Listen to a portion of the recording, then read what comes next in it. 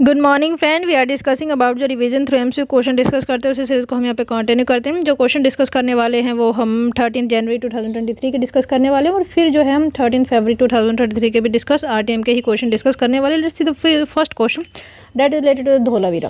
धोलावीरा याद रखिएगा, ये फर्स्ट इंडियन साइट थी जिसको जो है यूनेस्को की वर्ल्ड हेरिटेज साइट का दर्जा मिला गया था। ठीक है, हमारी कंट्री में कितनी वर्ल्ड हेरिटेज साइट है? तो अप्रोक्सीमेटली 40 है। पूरे वर्ल्ड में हम कितने के पे स्टैंड करते हैं? तो याद रखिएगा 6ठे स्थान पे स्टैंड करते हैं। उसी के साथ आपको याद रखना है जो धोलावीरा है वो अपने वाटर मैनेजमेंट सिस्टम के लिए बहुत जाना जाता है। और जो इनकी वॉल्स थी ना, मतलब जहाँ पे फोर्टिफाइड किया गया था वहाँ पे जो दीवारें थी वो लाइमस्टोन से बनी हुई थी। और यहाँ की खासियत की बात करें तो यहाँ पे इंडस्ट्री डेवलप थी। देखो डिवीज़न मतलब सिटाडल, जहाँ पे ये पूरा शहर जो है 3 हिस्सों में डिवाइडेड था। और डिवीज़न कहाँ पे थी, इनइक्वालिटी कहाँ पे होती है? जहाँ पे प्रॉस्पेरिटी होती है ना, तो हम ये कह सकते हैं कि यहाँ पे इंडस्ट्री वगैरह जो है सेटअप थी। ठीक है, और यहाँ की कुछ जो मुद्राएं हैं वो ओमान, यमन वगैरह इलाके में भी पाई गई हैं। धोलावीरा पड़ता कहाँ पे? तो गुजरात के अंदर। ओके, तो ये पॉइंट्स आपको याद रखना है। और याद रखिएगा सबसे पहली जो साइट जो खोजी गई थी वो हड़प्पा थी, इस वजह से इसका हड़प्पा सिविलाइजेशन के नाम से भी जाना जाता था। इसमें जो मुद्रा यूज़ होती थी, जो मतलब कह सकते हैं कि जो मेटल यूज़ होता था बेसिकली, दैट इज़ ब्रोंज। जब तक जो है ब्रोंज था और यहाँ पे आयरन की तब तक खोज नहीं हुई थी। ठीक है, वैदिक सिविलाइजेशन जब आती है तब आयरन की खोज होती है, जहाँ से एग्रीकल्चर जो है एक नए सिरे से स्टार्ट होता है। Anyway let's see about the statement there so that we can अगर आगे कुछ इंपॉर्टेंट पॉइंट होगा तो उसके बारे में डिस्कस कर लें। एनीवे धोलावीरा के बारे में, here the wall were made of the sandstone and limestone instead of mud brick in many other Harappan site. That is also correct, क्योंकि यहाँ पे जो वॉल थी वो सैंडस्टोन या लाइमस्टोन से पाई जाती थी। क्यों? क्योंकि देखो जो धोलावीरा है वो राजस्थान और गुजरात के एरिया पे पड़ता है जहाँ पे गर्मी वगैरह ज़्यादा होती है। तो वहाँ पे जो नेचुरल रॉक है वो सैंडस्टोन और लाइमस्टोन है। लाइमस्टोन का फॉर्मूला पूछा जा सकता है, CaCO3 होता है, राइट। और जो चौक पूछा जाए, चौक किससे बनता है? तो CaCO3 मतलब लाइमस्टोन से ही बनता है। Okay, second, extensive mortal remains of human have been discovered at Dholavira. मतलब ये है कि जो मरे हुए अवशेष भी यहाँ से पाए गए, ऐसा नहीं है, क्योंकि ये जो पाया गया वो कहाँ पे पाए गए? तो याद रखिएगा वो हड़प्पा पे पाए गए। और लघु हड़प्पा किसे कहा जाता है? ये लघु मोहनजोदड़ो पूछ लीजिए तो लोथल को कहा जाता है। और लोथल पे ऐसी साइट्स मिली है जहाँ पे एक ही जगह पे 2 या 3 से ज़्यादा बॉडी क्रीमेट की गई है। Let's see about the third statement, it was also hub of manufacturing jewellery made of the shell and semi precious stone. That is correct. तो फर्स्ट एंड थर्ड यहाँ पे सही है, second is wrong, right. Statement देख ले रहे हैं। The site has fortified citadel middle town. मतलब ये जो है पूरा का पूरा जो शहर वो 3 हिस्सों में डिवाइडेड था। एक तो सिटाडल हो गया, एक मिडल टाउन हो गया, एक लोअर टाउन हो गया। विद वॉल जो है सैंडस्टोन वगैरह से बनी हुई थी। Archaeological site cascading series of water reserve. और याद रखिएगा अभी राखीगढ़ी के अंदर जो है मतलब इंडस वैली सिविलाइजेशन का एक म्यूजियम भी बनाया जा रहा है जो पुर्तगाल की हेल्प से हम बनाएंगे। ये भी आप पॉइंट याद रख सकते हैं। और लोथल के अंदर जो है मैरीन हेरिटेज बनाया जा रहा है जो एक हड़प्पन साइट है। लेकिन अगर ये पूछा जाए ना कि यूनेस्को की लिस्ट में कौन शामिल है जो एक हड़प्पन साइट है, तो वो धोलावीरा होगी। कहाँ पे लोकेटेड है? गुजरात के अंदर। एनीवे तो इस क्वेश्चन से इतना याद रखिएगा, जो इसके फिनिश गुड्स है वो आपका UAE ओमान में भी पाए गए हैं। अगर आप ओमान वगैरह देखना, okay, you can say the map of India and ये रहा आपका ओमान और ये रहा आपका UAE। तो यहाँ पे ट्रेड हुआ करता था उस टाइम पे, ठीक है। और ट्रेड उस वक्त यहाँ पे कौन सी सिविलाइजेशन थी? तो याद रखिए मेसोपोटामिया सिविलाइजेशन। और अगर इंडस वैली सिविलाइजेशन की खास बात पूछी जाए ना कि ये किस चीज़ के लिए फेमस है, तो यहाँ पे मड ब्रिक पाई गई है, मड ब्रिक पाई गई। और जो यहाँ का समाज हुआ करता था वो मैट्रिआर्कल हुआ करता था। ये भी आप पॉइंट याद रख सकते हैं। और जो यहाँ पे मुद्रा यूज़ होती थी, सील्स वगैरह, वो टेराकोटा कुछ नहीं होता है, बल्कि जो मिट्टी से बर्तन होते हैं ना उसको अगर हम पका दें तो वही टेराकोटा बन जाता है, लेकिन उसको हम किसी और ऑब्जेक्ट में ढाल सकते हैं। ठीक है, अगर आप कुछ और साइट देखना चाहते हैं तो you can see here. For example Harappa की जो साइट हुआ करती थी वो किस चीज़ के लिए फेमस थी? For example stone symbol of lingam पाए गए, पेंटेड पोइट्री पाई गई, wheat and barley wooden tar के अंदर पाए गए, कॉम्प्लेक्स स्केल। और यहाँ पे जो मैं बता रही थी वो थे आपकी सिमेट्री बोलते हैं उसको, जहाँ पे किसी को दफनाया जाता है। तो ये रहा सिमेट्री यहाँ पे पाई गई, जिसको हम R37 के नाम से भी जानते हैं। UPSC ऑलरेडी क्वेश्चन यहाँ से पूछ चुका है। आगे बढ़ते हैं। मोहनजोदड़ो की बात करते हैं। BD बनर्जी के द्वारा इसको खोजा गया था। इंडस नदी के किनारे पड़ता है। यहाँ पे great bath, great granary, the largest building civilisation assembly hall ship strip, Pashupati Mahadev, proto Shiv की जो है यहाँ पे मूर्ति पाई गई है। यहाँ पे स्टेटाइट की जो है बियर्डेड मैन की मूर्ति पाई गई है। और skeleton buried together, the evidence of an Indian ship भी पाई गई है, और जो वो सील पे छपी हुई थी, पेंटेड सील पाई गई है। ब्रिक्स क्लिन्स पाई गई है। मेसोपोटामिया में यहाँ पे सील्स पाई गई थी, तो इंपॉर्टेंट साइट हुआ करती थी। और ग्रेट बाथ होने की वजह से इसको ये भी माना जाता है कि होली साइट भी हो सकती है। मतलब ये कहा जा सकता है कि यहाँ के जो पीपल है वो बिलीव करते होंगे भगवान वगैरह में, राइट। जो इंतजारों की बात करें, ये भी इंडस सिविलाइजेशन, इंडस रिवर के मुहाने हैं। सिटी विदाउट सिटाडल भी कहा जाता है। यहाँ पे lipstick, metal work, shell ornamental maker, bead maker shop, और यहाँ पे जो है भागते हुए डॉग और कैट का चित्र भी पाया गया है ब्रिक्स के ऊपर। नेक्स्ट लोथल की बात करें तो SR राव के द्वारा खोजा गया था, भगवा नदी के ऊपर है। धुल इदक डॉक यार्ड यहाँ पे मिलेगा आपको। राइस के हस्क मिलेगा। Shell ornament maker, bead maker shop मिल जाएगी। फायर अल्टार मिल जाएंगे। टेराकोटा फिगराइन ऑफ हॉर्स मिलेगा। डबल बुरियल मतलब जो ग्रेव थी जैसे सती टाइप से होता है वो यहाँ पे भी पाया गया। टेराकोटा मॉडल ऑफ शिप पाए गए हैं। Dyeing vat Persian Iranian seal पाई गई। मतलब ये है कि यहाँ पे व्यापार बहुत ज़्यादा था। ये एक पोर्ट सिटी थी। डॉकयार्ड का मतलब पोर्ट ही होगा। नेक्स्ट था कालीबंगन, घग्गर नदी के मुहाने। प्लग फील्ड यहाँ पे पाए गए। बनावली की बात करें तो ये हरियाणा के अंदर है। ट्वाई प्लग एंड मदर गोडेसेस की फोटो यहाँ पे पाई गई है। और यहाँ पे टाउन प्लानिंग के लिए भी जाना जाता है। धौलावीर जो हम बात कर रहे थे, यूनिक वाटर हार्वेस्टिंग सिस्टम है।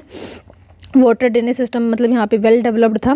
और only to divide into 3 largest, मतलब ये है कि ये जो 3 हिस्सों में डिवाइडेड थी। Largest Harappan inscription use for the civilian purpose यहाँ पे पाएगा। और याद रखिए यहाँ पे स्टेडियम भी पाया गया। Next is the Surkotada, bone of horse, oval grave and pot burial पाए गए। दैमाबाद की बात करोगे तो ये ब्रॉन्ज इमेज पाई गई है जहाँ पे चैरियोट विदाउट, मतलब ये है कि जो चैरियोट है वो यहाँ पे पाया गया, लेकिन उस पर चैरियोटर नहीं है। मतलब उसको घोड़े को चलाना तांगा टाइप से होता है ये। एंड और वहाँ पे है कि क्या क्या ox, elephant and rhino, right. तो या okay, let's see the next question. Next question, एक धोलावीरा एक आर्कियोलॉजिकल साइट है Harappan era. It is located in Haryana. No, it is located in Gujarat. तो ये गलत हो जाएगी, इनकरेक्ट पूछा जा रहा है। सेकंड देखते हैं, Dholavira is the first site of the ancient Indus valley civilisation, जिसको यूनेस्को वर्ल्ड हेरिटेज साइट का टैग दिया गया। That is correct. तो यहाँ पे अगर इनकरेक्ट पूछा जाए तो सिर्फ फर्स्ट यहाँ पे गलत हो जाएगा। तो फर्स्ट इज रॉन्ग। धोलावीरा एक आर्कियोलॉजिकल साइट है। Harappan era city received the UNESCO world heritage site. And अब कितनी हो गई हमारी 40th हो चुकी है। 39 कौन सी थी? रामप्पा मंदिर। रामप्पा मंदिर भी कह सकते हैं उसको, रुद्रेश्वर मंदिर भी कहा जाता है। डेडिकेटेड किसको था? शिव भगवान को था। और ये बनाया किसके द्वारा गया था? तो ककाटिया वंश के द्वारा इसको बनवाया गया था। बेसिकली उसके जो चीफ हुआ करते, चीफ इन कमांडर, उसके द्वारा इसको बनवाया गया था। और इस ककाटिया वंश को ख़त्म करने वाला कौन था? तो ये अलाउद्दीन खिलजी का जो वो था ना, जाफ़र, उसके द्वारा इसको ख़त्म किया गया था। मैं नाम फॉरगेट कर रही हूँ। और ये जो है स्टार की फॉर्म में। और यहाँ पे जो है मार्को पोलो आया था, याद रखना, Marco Polo. Okay, Marco Polo के द्वारा ये कहा गया था अगर टेम्पल्स की दुनिया में देखें तो ये एक चमकता हुआ स्टार्स है। ठीक है। Anyway, let's see the next question.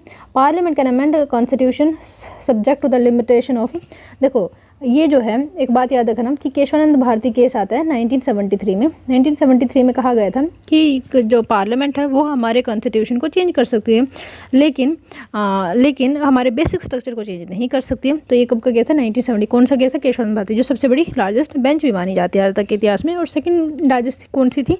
गोपालन वाला जो केस हुआ था, जो इससे पहले वाला ही अमेंडमेंट था।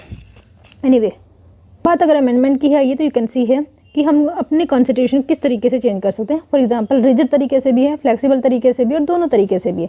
दोनों तरीका मतलब स्पेशल मेजोरिटी जहाँ पे प्रेजेंट एंड वोटिंग का थ्रू चेंज हो जाता है। रिजिड मतलब जहाँ पे हमें special majority, present and voting and half of the state को रेटिफाइड करना होता है। एंड स्पेशल मेजोरिटी की बात करें तो फंडामेंटल राइट एंड DPS पे आ जाएगा। और अगर हम बात करें जहाँ पे half of the state should be ratified, article 279, जिसमें आपका GST काउंसिल के बारे में है, शेड्यूल 7, जिसमें आपके बहुत सारे मैटर हैं। बेसिकली ये पार्ट 12 में रखा गया। तो ये याद रख लेना कि अगर इसमें से भी चेंज करना होता है तो half of the state should be ratified.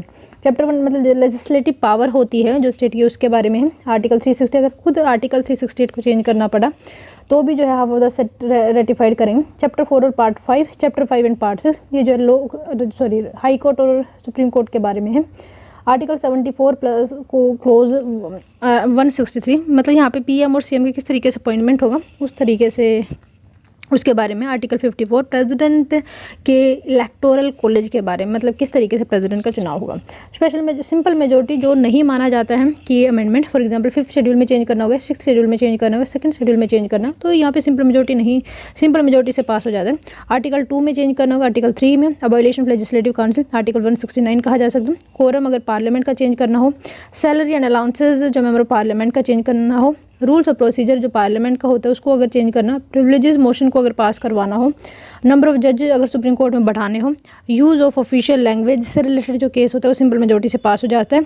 Election to parliament and state legislature and delimitation of constituency and union territory को अगर कुछ भी चेंज करना हो तो ये सिंपल मेजोरिटी से हो जाता है और इसको अमेंडमेंट नहीं माना जाता। जब हम बात करते हैं अमेंडमेंट की तो आर्टिकल 368 के तहत, आर्टिकल 368 जो पार्ट 20 में आता है अमेंडमेंट ऑफ द कॉन्स्टिट्यूशन, तो ये भी आप याद रख लीजिएगा। और बाकी ये सारे के सारे मैंने यहाँ पे अभी तक इंपॉर्टेंट अमेंडमेंट कौन से हुए हैं, फॉर एग्जांपल 1956 में रिऑर्गेनाइजेशन ऑफ स्टेट हुआ था।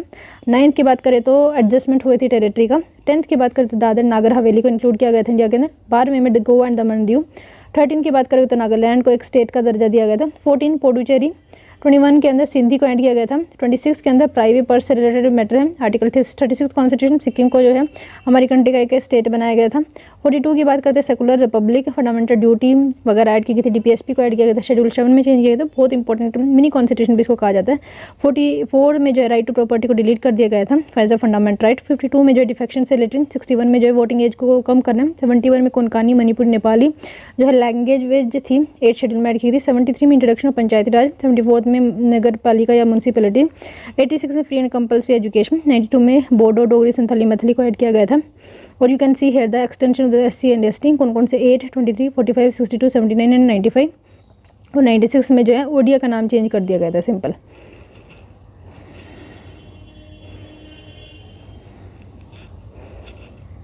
अब अपना क्वेश्चन देखते हैं, ठीक है, लेट्स सी।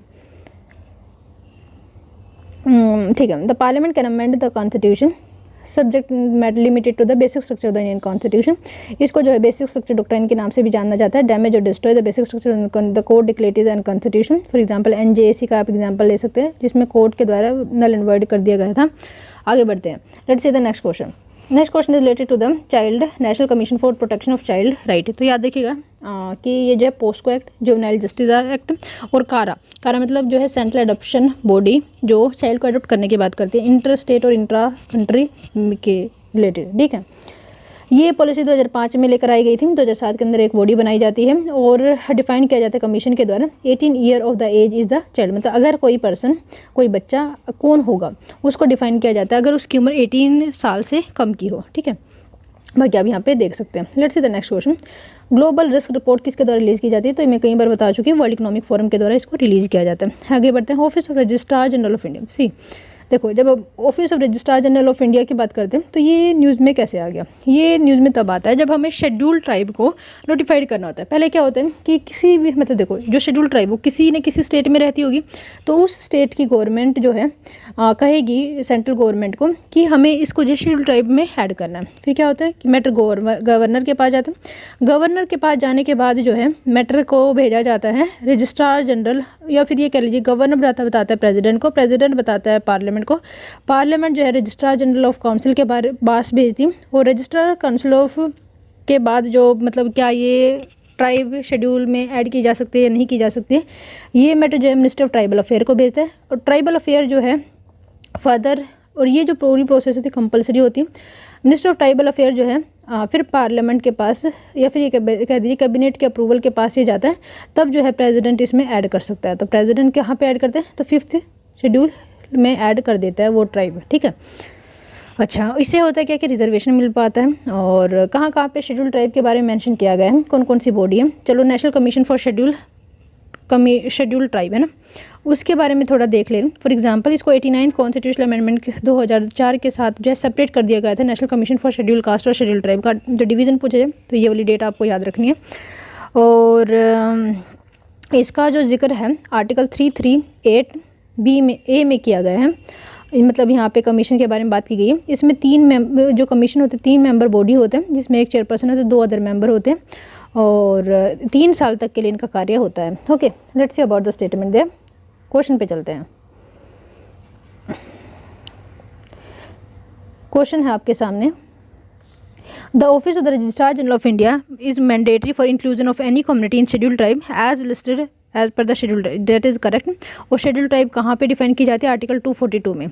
और आर्टिकल 366 भी जो है ट्राइबल के डेफिनेशन के बारे में ही बात करते हैं, और वहाँ पे पावर दी जाती है, पार्लियामेंट जिस तरीके से डिफाइन करेगा शेड्यूल ट्राइब को वो आर्टिकल 366 के अंदर कहा गया है। और जो शेड्यूल ट्राइब हमारी कंट्री में लोकल कमेटी के रिकमेंडेशन पे ही उसको दर्जा दिया जाता है, राइट। सेकंड देखते हैं, it is under ministry of statistics and programme implementation, no it is under the minister of tribal affair, और नेशनल कमीशन इनके लिए अलग से बनाया गया है। You can see register general and census commissioner of India found in 1969, government of जो MHA ministry of home affair के अंदर में आते हैं, sorry that is not the MoSPI but the ministry of home affair, make sure you remember it, ठीक है। For arranging conducting analysing the result of the demography survey of India including the census of India, linguistic survey of India, तो ये पूरा का पूरा यहाँ पे consult किया जाता है जब भी किसी भी शेड्यूल ट्राइब को ट्राइब का दर्जा दिया जाता है, शेड्यूल ट्राइब का दर्जा दिया जाता है। The process to include tribe in the schedule tribe begin with the recommendation from the state government, तो स्टेट गवर्नमेंट जो है पहले रिकमेंडेशन भेज दिया, गवर्नर के पास जाता है, गवर्नर प्रेसिडेंट को बताता है, प्रेसिडेंट पार्लियामेंट को बताती है, गवर्नमेंट को बताते हैं, सेंट्रल गवर्नमेंट को, सेंट्रल गवर्नमेंट जो है रजिस्ट्रार जनरल को रिकमेंडेशन भेजता है, फिर वो जो रिकमेंडेशन है रजिस्ट्रार जनरल की वो मिनिस्ट्री ऑफ ट्राइबल अफेयर के पास जाता है, फिर दोबारा से कैबिनेट उसको अप्रूव करती है एंड देन फिर जो है उसमें ऐड किया जाता है प्रेसिडेंट के द्वारा, ठीक है। बाकी आप यहाँ पे देख सकते हैं किस तरीके, despite recommendation of the task force central government has continue to include committee into SC without existing procedure, local committee criteria यहाँ पे बताया जाता है। बाकी आप यहाँ पे देख सकते हैं। आगे बढ़ते हैं, अगला question, which of the following the nodal ministry for the PM गरीब कल्याण अन्न योजना, तो याद रखिएगा it is the ministry of the consumer affair food and public distribution, ठीक है। इसका ये 2020 में या 19 में स्टार्ट की गई थी ताकि 5 kg जो है गेहूँ एक्स्ट्रा दिया जा सके, किसको? फार्मर को।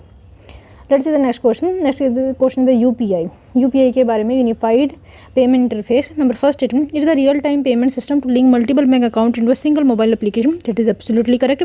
किसके द्वारा इसको रेगुलेट किया जाता है? तो NPCI, national payment commission of India. It work SIM binding and is allowed only for Indian mobile number, no it is open to all और the resident for India.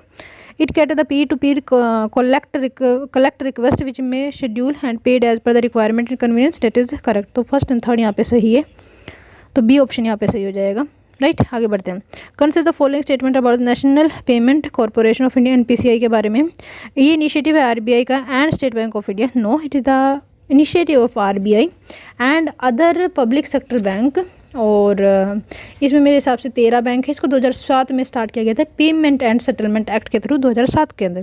It facilitate payment such as UPI and SWIFT payment, no SWIFT payment is the international, तो ये इसको जो है facilitate नहीं करता, ये UPI को कहा जा सकता है, ठीक है। बाकी आप किसको फैसिलिटेट करता है? UPI payment, Bharat bill, RuPay, FAST, NACH, SWIFT से नहीं करता है, ठीक है। Let's see the next question. Okay, तो ये था आपके 13th, okay these are the question from the 13th January. अब 13th Feb के भी क्वेश्चन यहाँ पे डिस्कस कर लें। Let's see about the first question. First question is related which of the following provision deal with the collective and the individual power and privilege of the house of the parliament. See यहाँ पे power and privilege की बात की जा रही है, किसकी? House of parliamentarian की। और तो ये कहाँ पे मेंशन किया गया था? तो आर्टिकल 105 में। और याद रखिएगा प्रेसिडेंट के बारे में यहाँ पे मेंशन नहीं किया जाता है क्योंकि वो पार्लियामेंट का पार्ट नहीं बनाता है, दो वो पार्ट बनाता है लेकिन ये अपने आप में अलग इंस्टीट्यूशन, तो उसके लिए अलग से ही उनको पावर या इम्यूनिटी प्रोवाइड की जाती है ताकि वो अपना जो फैसला है वो अच्छे से ले सकें। Let's see article 105 of the Indian constitution deal with the power and privilege of the house of the parliament. Collective भी होती है यहाँ पे कुछ पावर इंडिविजुअल भी होती है। And it has the following provision: there shall be freedom of speech in parliament. MP are exempted from any legal action for any statement made or acted under the court the duty. The immunity extended to certain non-member as well. Attorney General of India, मतलब ये जो है other member को भी जो immunity provide की जाती है, मिनिस्टर को प्रोवाइड की जाती है, एसेक्ट्रा, ताकि अब होल डिग्निटी जो है ऑफिस की वो हम बरकरार रख सके इस वजह से। Let's see the next question. Next question is the bridge जो है Maitri Setu has been built over the, तो ये कहाँ पे बिल्ड किया जा रहा है? तो याद देखिए फेनी रिवर के ऊपर, तो डी ऑप्शन यहाँ पे सही हो। Maitri Setu has been built over the Feni river which flow between the Indian boundary in Tripura and the Bangladesh, right. आगे बढ़ते हैं। तो ये सेकंड क्वेश्चन था। नंबर 3 देखते हैं लोक अदालत के बारे में। There is no provision for an appeal against the verdict made by the Lok Adalat, it is correct. मतलब ये है कि जो वर्डिक्ट दे दिया जाता है लोक अदालत के द्वारा वो जो है फर्दर अपील नहीं किया जा सकता, that is absolutely correct. Second देखते हैं there is no court fee payable when a matter is filed in local, yes यहाँ पे कोई फ़ी पे नहीं करना पड़ते हैं। तो मतलब ये कह सकते हैं मतलब ईजी जस्टिस प्रोवाइड करना और चीप जस्टिस प्रोवाइड करना इसका मेन उद्देश्य। तो फर्स्ट सेकंड थर्ड तीनों की तीनों स्टेटमेंट यहाँ पे सही है। बाकी आप यहाँ पे थोड़ा सा देख सकते हैं आर्टिकल 39A जो है DPSP का, उसको इम्प्लीमेंट करने की बात यहाँ पे की जाती है थ्रू दिस एक्ट। आगे बढ़ते हैं। अगला जो क्वेश्चन है, अगला क्वेश्चन है 4th नंबर का। Which of the following is regarding the Arya Samaj के बारे में सही है। First statement is Arya Samaj is Hindu reform movement and that has founded by the Ishwar Chandra Vidyasagar, no that is started by the Swami Dayanand Saraswati. तो ये स्टेटमेंट गलत हो जाएगी। और ये कब स्टार्ट की थी, तो 1875 के अंदर, राइट 1875 के अंदर जो है आर्य समाज जो है स्टार्ट किया गया था। और ये जो है शुद्धि मूवमेंट का मतलब ये है हमें जो है गो बैक टू वेदास जाना है, मतलब हमें अपने वेदास को पूजना है। तो ये कहीं ना कहीं इसकी फिलोसफी हुआ करती थी, कहीं से कह सकते हैं कि रिवाइवल टाइप ऑफ ये मूवमेंट हुआ करती थी। सेकंड स्टेटमेंट देखते हैं, just a second. Arya Samaj does not believe in the authority of the Veda, that is incorrect because they believe in the authorities of the Veda. तो second statement is also incorrect. The central objective of the Arya Samaj is to eradicate ignorance poverty and injustice from the, that is correct. तो third statement यहाँ पे सही है, तो B option यहाँ पे सही हो जाएगा। आर्य समाज जो एक हिंदू रिफॉर्म मूवमेंट थी 1875 में बॉम्बे के अंदर सबसे पहले इसको बनाया गया था। दे believe in the इनफेलिबिलिटी authority of the Veda. The central objective ये था कि हम इरेडिकेट करें इग्नोरेंस, जिसको हम अज्ञान बोलते हैं, अन्याय को इरेडिकेट करें और पॉवर्टी को भी इरेडिकेट करे। द मिशन इंश्राइंड इन द 10 नियम, मतलब इनके द्वारा 10 नियम भी दिए गए थे। मेंबर ऑफ द आर्य समाज believe in the one God and reject the worship of the ideal, right. और अदर कौन सी मूवमेंट थी, तो आर.के. मिशन की, जो विवेकानंद के द्वारा स्टार्ट की गई थी, राइट। आगे बढ़ते हैं। He was to give the call for the Swaraj India for India, मतलब इनके द्वारा कहा गया था India for Indians. Okay, Swaraj की डेफिनेशन के द्वारा दी गई थी और इनके द्वारा कई सारी बुक भी लिखी गई थी, फॉर एग्जाम्पल सत्यार्थ प्रकाश। तो let's see, he was the first to give the call for the Swaraj, और स्वराज को डिफाइन 1905 में किया गया था। लेकिन पूर्ण रूप से स्वराज मतलब ये जो है कंप्लीट इंडिपेंडेंस की बात ये जो है 1929 के सेशन लाहौर में की जाती है रावी नदी के ऊपर। The president of India S Radhakrishna called him as one of the maker of the modern India. Modern India के मेकर वैसे किसी को कहा जाता है, राजा राम मोहन राय, लेकिन ये वन ऑफ द मेकर थे जो एस राधाकृष्ण के द्वारा कहा गया था। तो आपको बताना है वो कौन है, तो डेट इज़ नथिंग बट स्वामी दयानंद सरस्वती, ठीक है। इनके द्वारा जो है इंडिया फॉर इंडियंस, और ये आर्यंस कहाँ से है, इनके ऊपर भी एक फिलोसफी या फिर एक बुक लिखी गई है, तो ये भी आप पॉइंट याद रख सकते हैं। Dayanand Saraswati was the first to give the call for the Swaraj as India for Indians in 1876 and later taken by the Lokmanya Tilak. और यही तिलक थे जो 1906 में आवाज़ उठाते हैं कि स्वराज हमें जो है बंगाल से बाहर लेकर जाना चाहिए। उसके बाद स्प्लिट होता है, different story. Believed in infallibility authority of the Vedas, emphasise the idea of the brahmacharya के ऊपर ये ज़्यादा फोकस देते हैं, including celibacy, devotion to God, ritualistic worship को ये मतलब कहते हैं कि नहीं करना चाहिए। एस राधाकृष्ण ने इन्होंने कहा है कि one of the maker of the modern India है, ठीक है। और अगर हम बात करें the real maker of modern India जो एक्सेप्टेड है among the authors and in India also, और you can see the in the view of the government, तो राजा राममोहन राय है the maker of the modern India, considered to be the father of the Indian renaissance.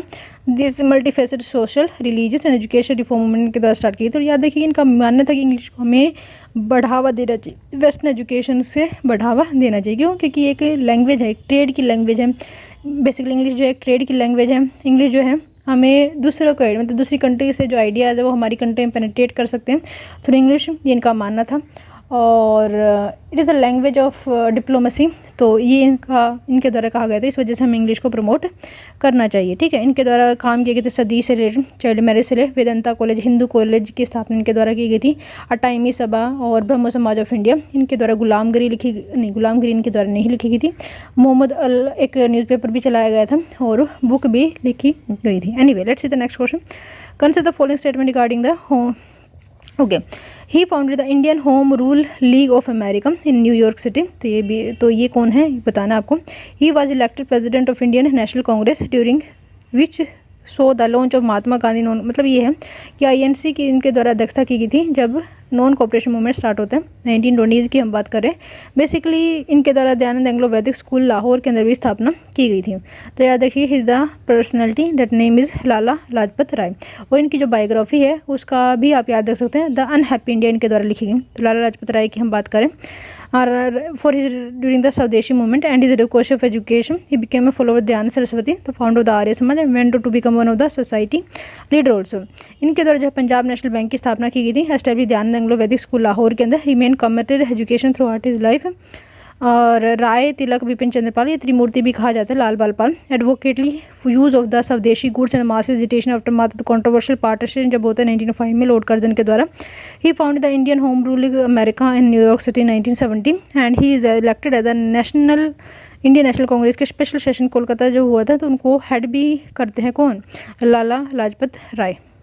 ठीक है। The patriot died in Lahore 1928 में इनकी मृत्यु हो जाती है। क्यों? क्योंकि ये जो है साइमन कमीशन जब आया था उनके खिलाफ जो है प्रोटेस्ट कर रहे थे। इज इम्पोर्टेंट वर्क जो है the Arya Samaj, young India, very important, young India पूछा जा चुका है। England debt to India, evolution of Japan, India's wins to freedom, message of the Bhagavad Gita, political future of India, problem for Indian national education in India, the representative classes and the travel of United State of America. तो ये सारे का सारे इनके द्वारा लिखा गया। और अगर पूछा जाए लाला लाजपत राय किसके गुरु हुआ करते थे, मतलब इन्होंने किसको इन्फ्लुएंस किया और ये किसके साथ काम किया करते थे, तो याद रखिएगा जो भगत सिंह के चाचा जी हुआ करते थे, अजीत सिंह उनके साथ ये काम करते थे। और लाला लाजपत राय को जो गुरु मानते थे, मतलब इनके जो गुरु थे वो मझीनी हुआ करते थे, मझीनी, राइट। क्वेश्चन पूछा जा चुका है तो शायद ये इंपॉर्टेंट है। जुडिशियल रिव्यू, जुडिशियल रिव्यू जो है हमारे कॉन्स्टिट्यूशन में ऐसा नहीं है, लेकिन ये जो है ब्रोडन करता है आर्टिकल 21, जहाँ पे प्रोसीजर इस्टेब्लिश बाय लॉ होता है, वो जो है कहीं ना कहीं हम ड्यू प्रोसेस ऑफ लॉ की तरफ बढ़ते हैं, जो अमेरिकन कंसेप्ट है। और अगर हम अपने इंडिया के कॉन्स्टिट्यूशन में देखें तो आर्टिकल 13 रिट जो आर्टिकल 32, आर्टिकल 226 जहाँ पे रिट जुडिक्शन की बात की जाती है, and further many more other articles and the preamble give the concept of judicial review in India. And article 142 को तो मत भूलना, जहाँ पे कहा जाता है कंप्लीट जस्टिस करने के लिए अगर सुप्रीम कोर्ट को कहीं तक भी जाना चाहे तो वो जा सकता है। The power of the judicial review in India is derived from the principle of the rule of law and the idea that the constitution is the supreme law of the land.